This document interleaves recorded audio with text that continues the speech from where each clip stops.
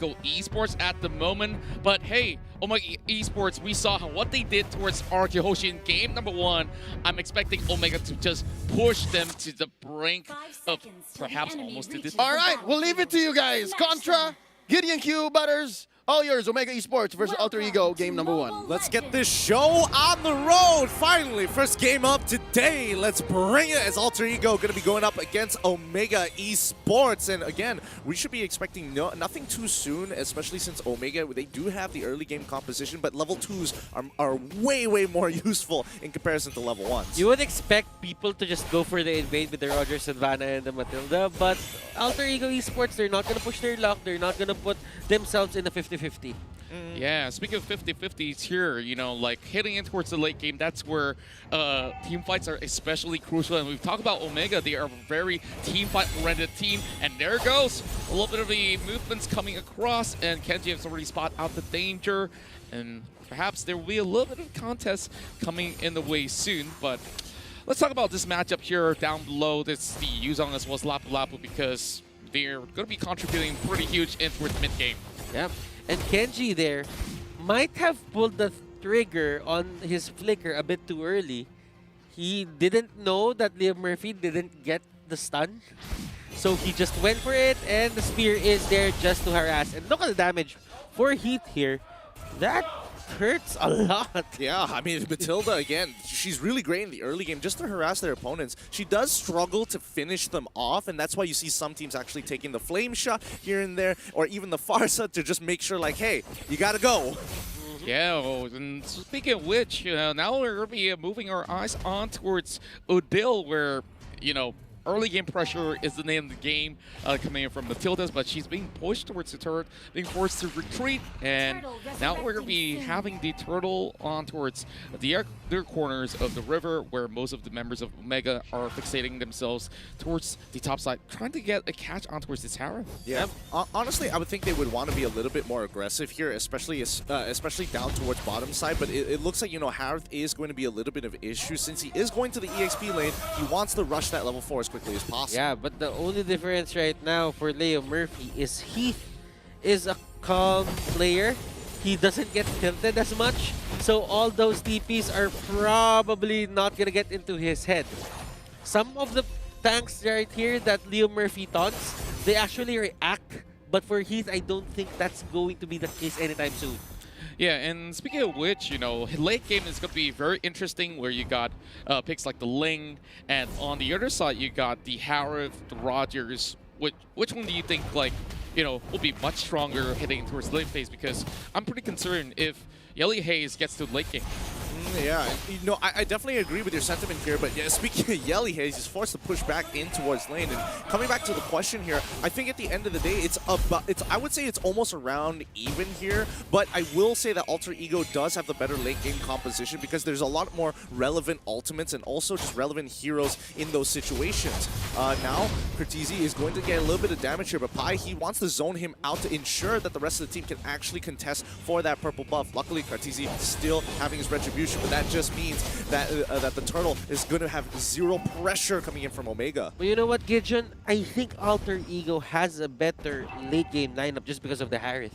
Yeah. In terms of scaling, the Harith can just pop off anytime soon, just getting those certain items on his side. I mean, I get it. Kenji has late game potential as well, but there's a fight happening right here. Yep, and they're going in pretty hard, but they're backing away as soon as possible. Purple buff again contested, but that's going to be a big ultimate coming in from Cartesi. They can't really do too much to contest, and Heath, he could try to make the play, but again, all 4 members are here for the side of Alter Ego, and the 5th one just joining from lane. Hajizi is going to get chunked so low, but look at the top side, Kenji, a free push. Well, I really felt like Alter Ego here is putting way too much of that microaggression, and they are reaping a lot of rewards out of it. Like, as you can see, although the goal lead is going to be relatively small at the moment, they've already got the turtle, they've already taken all these buffs. We're checking out some of these items.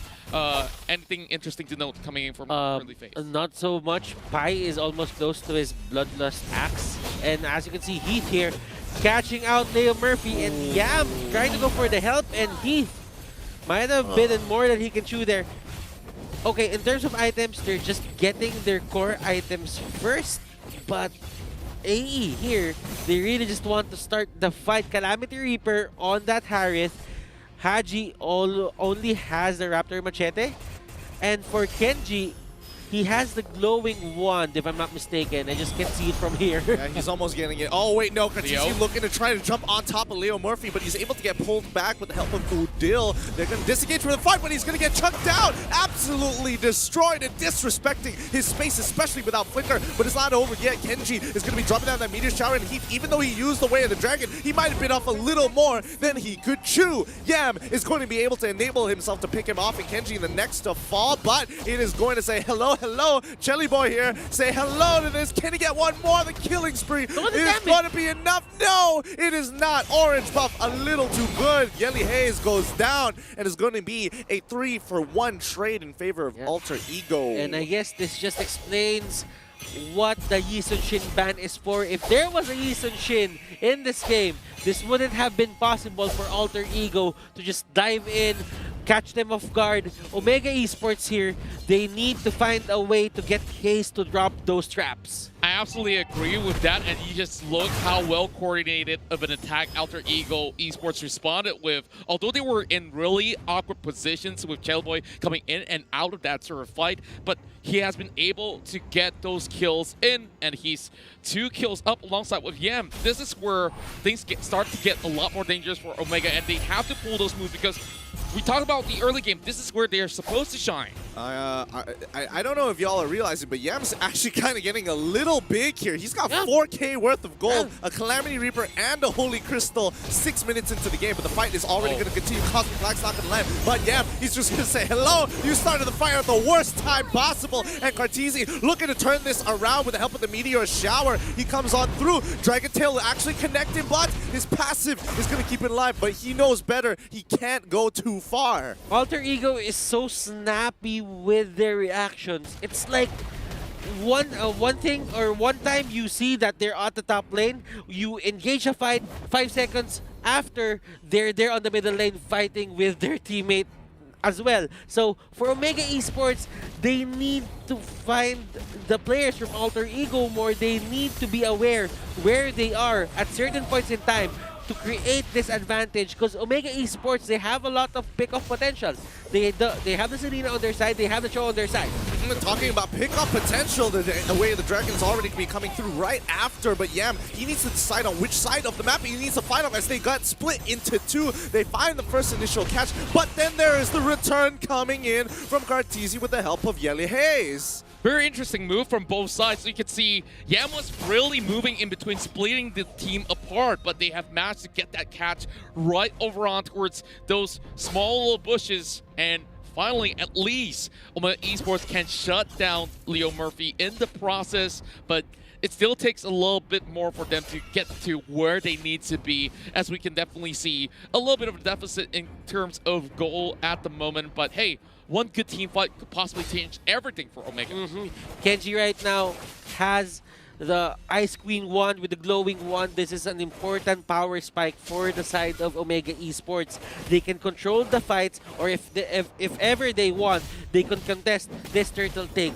But for them, it's not going to be the best idea as they catch out Pi. And that is what I'm saying. Find the right target and punish him. Because Alter Ego Esports, if they cannot rotate to that certain area, you are going to have a better time! Oh, yeah, he actually hit by any of the skill shots, and Kartisi is able to get a little bit more, but the return kill is Jelly Boy. He's able to dodge the perfect abilities at the right time. Butters, you're totally right there about the target priority, but I think that's not all. Hajizi is going to try and force the fight onto Jelly Boy, who has to run away. Leo Murphy, he's got nothing else. He drops down the spiral. Jelly Boy needs to take out Yelly Hayes, but the Way of the Dragon came off a cooldown at the right time, and Yam, he can't go down. He wants to look for a return kill, and the Chrono Dash, it doesn't get him just yet. Finally, Omega find the trade they were looking for, 2-for-1. I just want to say that Alter Ego Esports is giving Yam more freedom to choose the heroes that he wants. He's been forced to use the Yuzhong. He's been forced to use these side laners that can just tank and deal significant damage. But right now, a Harith with a Calamity Reaper, a Holy Crystal, he is proving the naysayers wrong. That's right, and with that, we definitely check out some of all these sort of builds. Athena Shield's being bought over from the South Heath. He's going to get more and more tankier as, of course, Leo Murphy will be helping him in the process for the side of Alter Ego, of course. But just looking at how they control the entirety of all these mid-game fights, it's been looking relatively well for Omega Esports, but they really have to give high priority on all these big objectives. And the next one's coming right in with the Lord heading up towards the top side. I totally agree. And I think, you know, Omega at this point in time at the 26k mark, where a lot of their mid-game heroes have gotten the utility items, especially like the Ice Queen Wand, it helps them look for that return kill. Way the Dragon onto the Sylvana for now, but Leo Murphy can easily jump out with the Imperial Justice. But now they are running backwards, and Kenji, he's just cutting them down with the Meteor Shower. I can't see whether he's going to kill Pi or not. Yes, he is so low on health. He's so trapped. He is done for, but down by the bottom side. Pi is going to trade for Heat, and it's not looking too good until Cartesi comes in. He's coming in with the Black Dragon form as he wants to jump out towards Chelly Boy. He gets him, but it's not enough. No CC to lock him down, and he doesn't want to jump forward any further. Yeah, and looking at it, Alter Ego Esports, yes, they have the lead, but there is one thing that they cannot get. They cannot get the turrets here onto the side of Omega Esports. Yes, you had a 4-kill lead into the early game, but if you cannot convert it into objectives just because Kenji is just clearing out the waves, then that is going to be a big problem of your side. And speaking of which, we're going to be having a big fight here. Kenji gets picked up, and he goes unstoppable, and nobody has been able to stop this Harif in the process.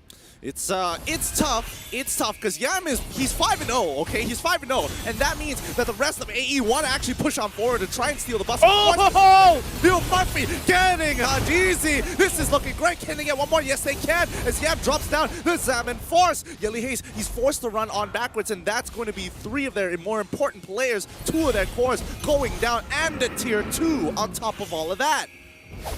Oh my goodness. Alter Ego Esports, I was just saying that Kenji is going to be very important for their defense. And right now, as you can see, the Meteor Shower is there. It will hit a lot of members here for the side of Alter Ego, but it won't take them down. Yeah, not just yet, not just yet. It's a slow roll, you know? You gotta wait for the conditions to be right.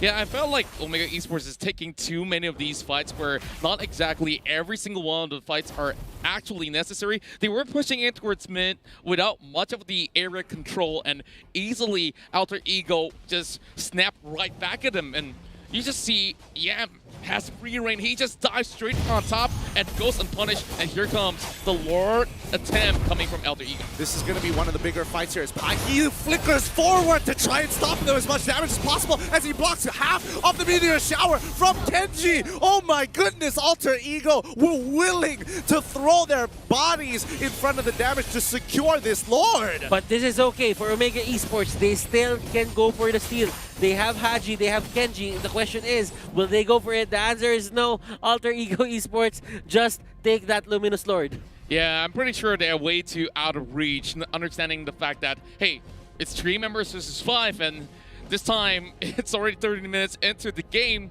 which is relatively concerning with the Luminous Lord coming at them eventually. So if they were to lose even more members, I'm not even sure, like, with Yellow Haze as well as Cortese comes back up, can they manage a good defense? I think, sorry about this, but yeah, I do think with Kenji it is possible, but they just have to sacrifice their own life totals to protect the wave, because right now, Omega, they want to cut the waves using their mobility with Hajizi. Yeah, and Omega Esports, they aren't given the chance to go for their initiates, because if Selena hits someone with arrow or Heath gets a good way of the dragon, that's going to be great for them. But if they are forced to engage, they're just forced to react, and that's not going to be good on their side.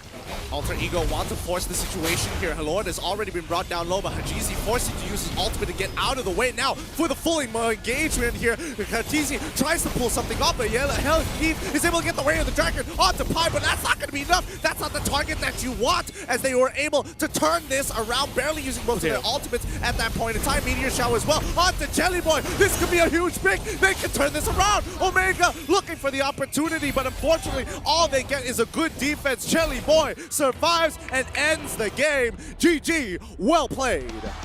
Just look at Alter Ego, how they managed to